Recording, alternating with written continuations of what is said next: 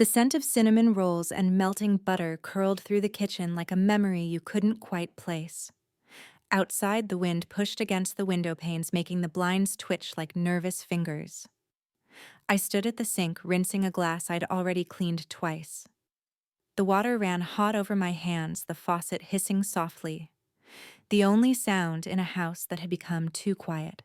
It was Noah's birthday. 18. That number felt too big, too final. I had baked 2 pies cherry, his favorite, and packed the cooler like we were going on a 4th of July picnic, not just a Saturday drive to the beach. It felt ceremonial, like I was staging happiness. But inside, I felt like a balloon tied too tight, drifting along the ceiling of a home I no longer recognized. Daniel had already left, didn't say goodbye, didn't make coffee, didn't even glance my way. Just the usual sound shoes on hardwood front door clicking shut before dawn. That was our rhythm now. No arguments. Just quiet exits and hollow mornings. Conversations skimmed the surface like skipping stones that never sank deep. I didn't know when it had shifted, when the warmth turned into polite nods and the dinners became nothing more than calendar coordination. I stopped asking. Silence was easier than answers. I dried my hands, the towel neatly folded beside the sink. Everything in the kitchen was curated, tidy, color-coded, Pinterest perfect. Visitors would walk in and say, "So peaceful in here." But they didn't live in it.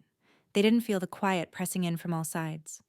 My reflection caught in the microwave door a woman with faint lines around her mouth hair tucked up in a clip, not glamorous, just neat. Eyes that looked, paused, frozen mid-sentence. I hadn't been touched in months, not in a way that made me feel like I existed. But still, I baked and planned and smiled, because that's what moms do. That's what wives do.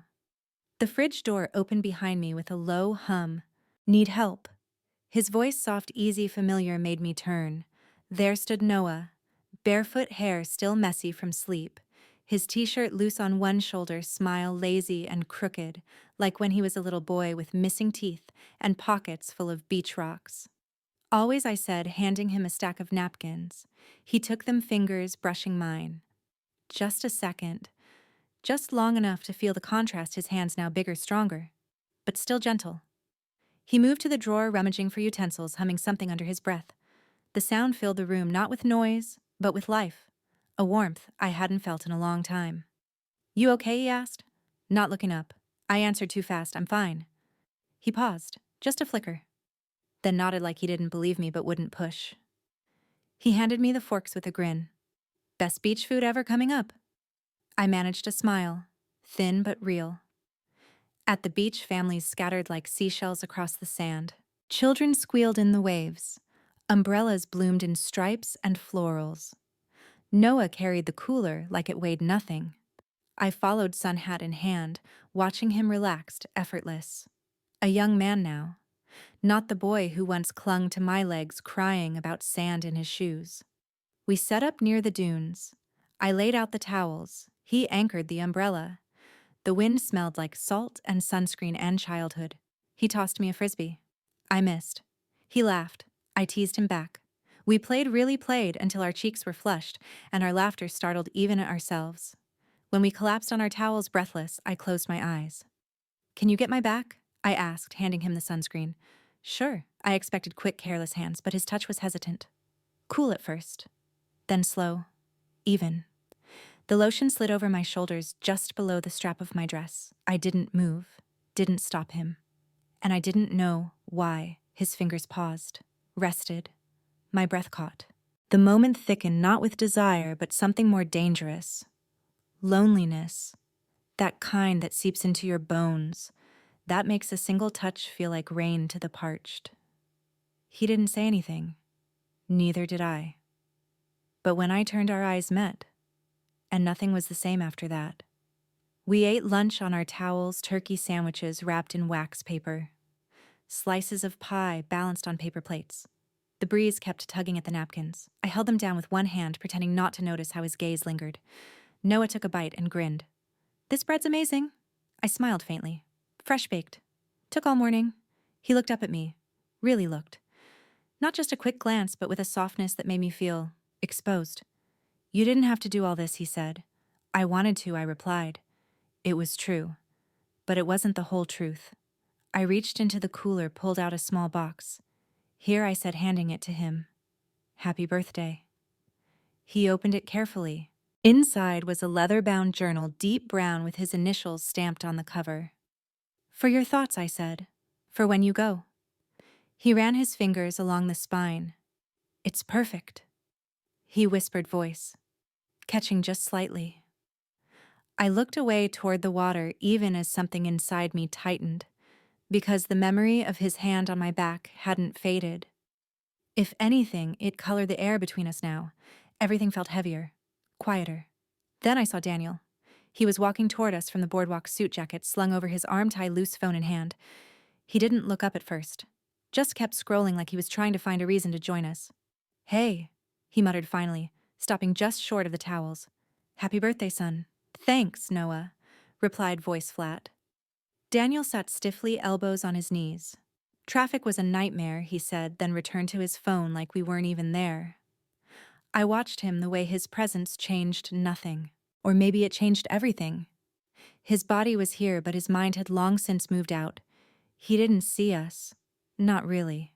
The air turned colder. Or maybe that was just me. We didn't stay long after that. The sky was starting to blush with late afternoon light, the beachgoers packing up around us like a film wrapping production. We folded our towels, shook off sand, loaded the cooler into the car. On the drive home, Daniel took a work call before we'd even left the parking lot. Noah sat beside me in the back seat, arms close, legs still sandy. We didn't speak, but the silence between us wasn't awkward. It was something else. Something alive. I could feel it humming in my chest. At home, Daniel disappeared into his office like he always did. The door shut. His absence felt expected. I unpacked the cooler, slowly putting things away like I was handling glass. The sink faucet ran not because I was washing anything, but because I needed a sound that wasn't silence. I stood there a long time, hands wet, staring out the window. Not crying, just unraveling. I wasn't scared by what had happened. I was scared by what hadn't. I hadn't said no. And that terrified me more than anything else. In the days that followed, the house felt tilted. Not broken, just slightly. Off like a picture frame askew. Noah was still kind, still helpful, still himself. But something had shifted. He lingered longer in the kitchen after meals, brushed past me in the hallway slower than he used to. His eyes met mine more often and stayed there searching for something I didn't know how to name. I threw myself into chores, dusted baseboards no one would see, rearranged drawers that didn't need rearranging, folded towels in perfect rectangles just to keep my hands moving. But sometimes when I looked up, he was there standing in the doorway, watching me. Not with boldness, just presence. One night I was drying dishes when he spoke. You deserve better, Mom, he said. I froze. The dish towel in my hand stopped mid-motion. You deserve to be happy. His voice was quiet, not dramatic, just true. The room felt suddenly too warm. I didn't respond. Couldn't. My throat closed. He didn't push, didn't step closer. He just watched me. And I gripped the edge of the counter like it might anchor me. Maybe he was just being sweet. Maybe he was just saying what any good son would say. But we both knew that wasn't it. That night I lay awake next to Daniel, his back turned toward me, his breath slow and steady. My eyes stared at the ceiling. My heart beat in patterns I didn't understand. It wasn't about desire. It was about being seen, being real again. Daniel left that Friday. Some conference in Phoenix or maybe Vegas. I didn't ask. He told me while zipping up his suitcase, barely looking in my direction. I'll be back Sunday night, he said, as if I'd asked. Don't wait up. I hadn't planned to. That night, the house was too quiet. I ordered pizza. Noah and I ate on the couch with a movie playing something forgettable we barely watched. I kept my arms folded, my posture careful. He sat close, but not too close. We didn't touch. But the space between us hummed with something unspoken, something that had been growing, not dying. The next morning, I suggested the beach again, just to get out of the house. Just something normal. Harmless? Noah looked at me, a slow smile spreading across his face. Sure, he said. I'll grab the towels. The drive was quieter than the last time. He put on a playlist, old songs I used to sing when he was little. Songs from road trips, school pickups, messy lunches in the car. I didn't sing this time. I watched the road hands tight on the wheel. We went back to the same spot near the dunes, far enough from the tide. The sand felt familiar, like it had been waiting. We played frisbee again. Laughed. Ate sandwiches. Ordinary things. But under every move, every look, there was a tension. Slower, heavier. Like the silence before thunder. By early afternoon, the sun was hot against my skin. I reached into the cooler, pulled out the sunscreen. Without thinking, I handed it to him. Can you? I turned away, lowered the strap of my sundress. My heartbeat was suddenly louder than the waves. He didn't answer right away. Then quietly, yeah. His hands were steady this time. No hesitation. Smooth, certain. His fingers moved up my shoulders along my back just to the edge of fabric. I closed my eyes. Not because of the sun, because I couldn't look at him. Part of me wanted to vanish into that moment. Another part wanted to freeze it forever. Noah, I whispered. I didn't know if it was a warning or an invitation. His hands slowed, then stilled. The space behind me shifted. When I turned slightly, he was close. Too close. I could feel his breath on my cheek. I see you, he said. I always have. Then he kissed me, softly, carefully, like he was asking, not taking. My mind screamed, but my body didn't move. I kissed him back.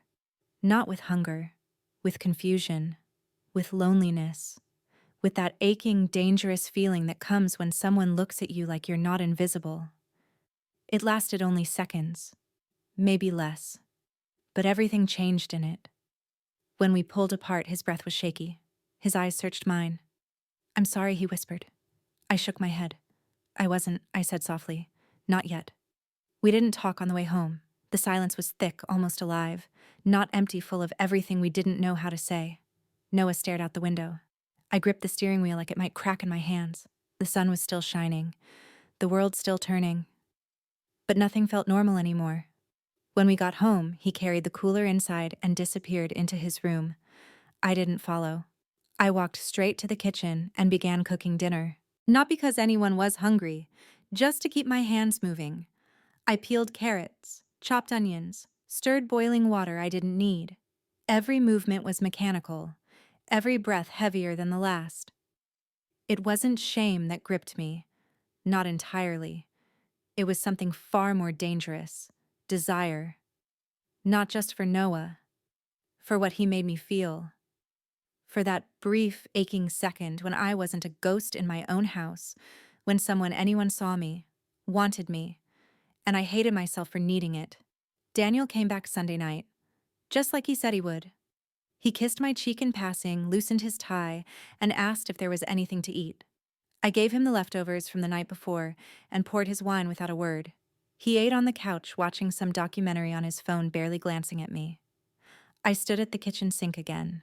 The same faucet. The same window. My reflection stared back at me, hollow-eyed hair pulled back, too tight, lips pressed thin. Noah walked past once that night. He didn't speak, didn't stop. But as he passed behind me, his hand brushed lightly across my back, just a whisper of contact. So small no one would have noticed. But I felt it like a match dropped into dry leaves. I didn't move.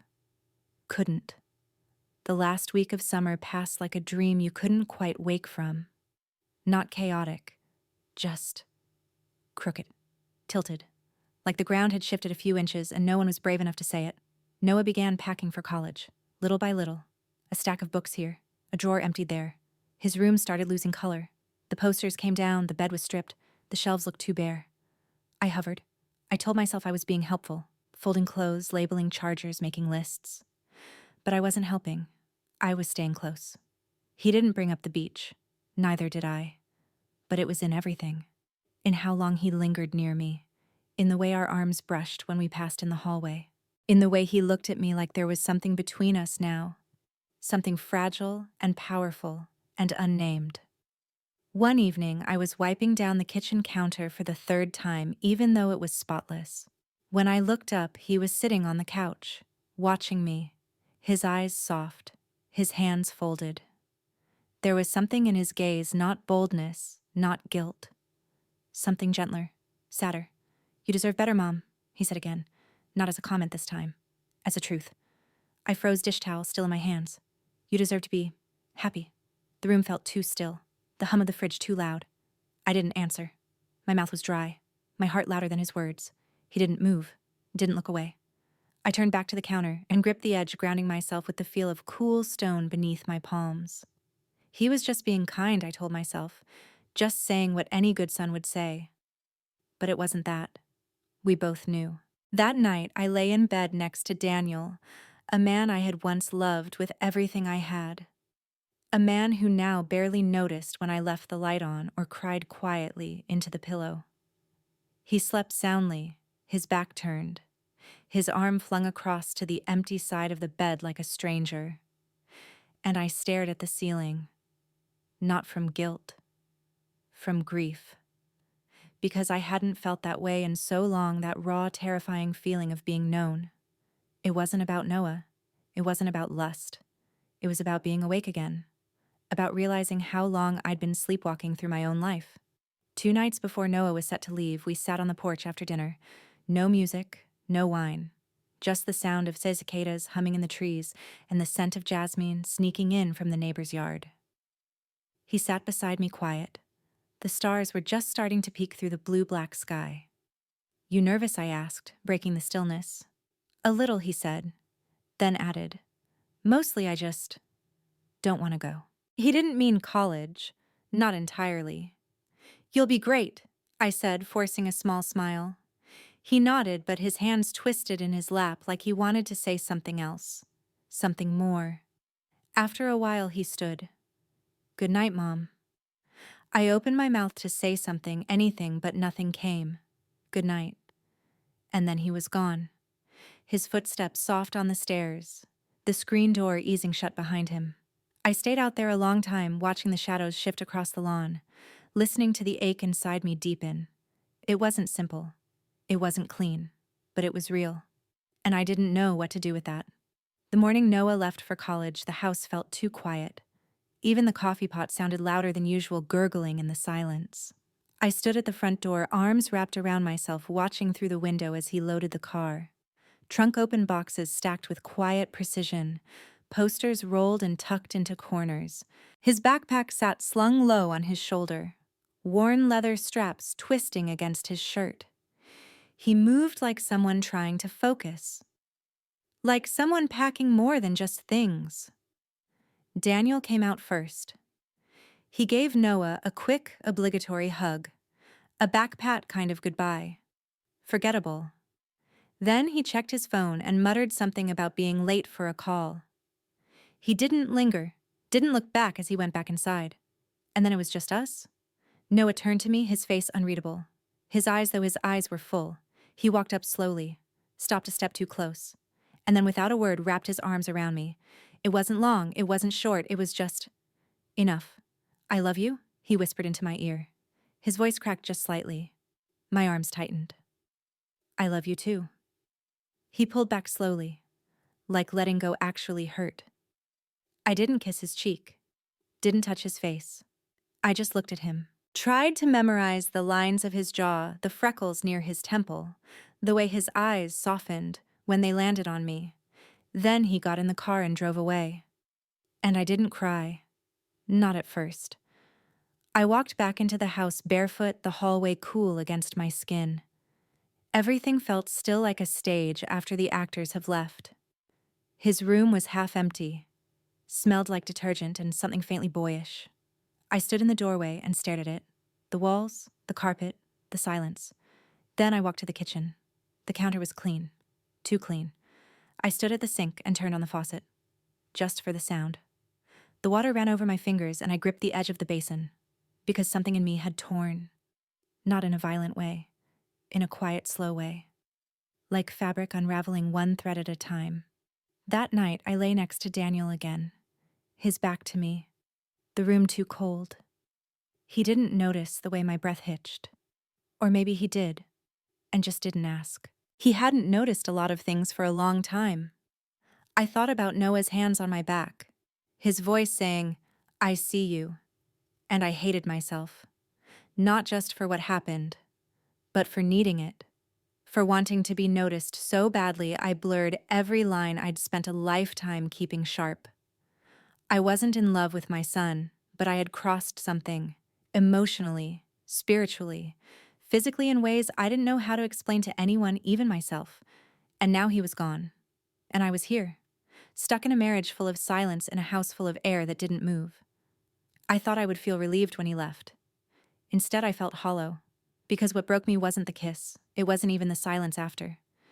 It was how deeply I missed being seen, how much I feared I never would be again. The next morning, I made coffee for one. Daniel had already left for work. A post-it note by the sink read, "Meeting at 9. Left early." I stared at it for a long time, then crumpled it in my hand. I walked outside barefoot again, the porch boards warm in the sun. The air still carried the scent of jasmine. The world was moving, and I was still standing still. But maybe not forever, because something in me had been woken, something I couldn't put back to sleep.